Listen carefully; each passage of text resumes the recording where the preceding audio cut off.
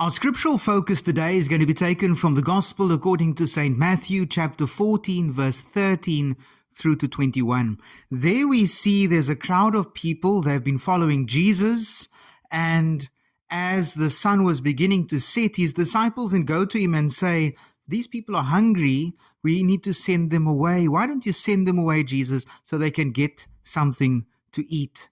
Jesus then turns to the disciples and says, "Why don't you give them something to eat?" They then reply and say, "But all we have are these 5 loaves of bread and these 2 fish." And is that not the response that we have also? God is calling us to something bigger, but we say, all we have is this.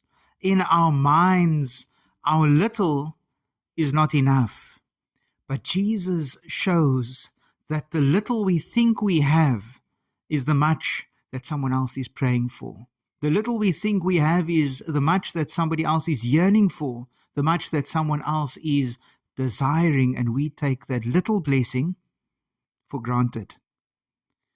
In his hands, the little feeds and it satisfies the deep hunger of that crowd. In his book, Preaching in the Context of Poverty, Henny Pieterse writes that hundreds upon millions of people are starving and over 1 billion do not have access to adequate and clean water. He also writes that preachers should be approaching the Bible in the context of poverty. And the poverty that we are touching on today is not a physical poverty, but a spiritual starvation. It is where we feel an emptiness within ourselves. And in that emptiness and that deep spiritual hunger, we lose sight of those little blessings that God had blessed us with. And we focus on what we do not have. We don't focus on those little blessings that God had blessed us with, even in giving us a new day, even in putting a roof over our heads, or the clothes that we have onto our body, or the food that we had eaten today, and sometimes we had also wasted. We often focus on what we don't have. We focus on our lack.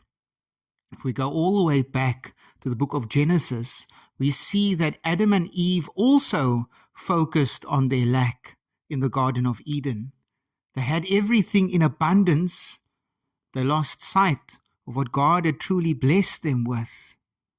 They had focused on that one thing that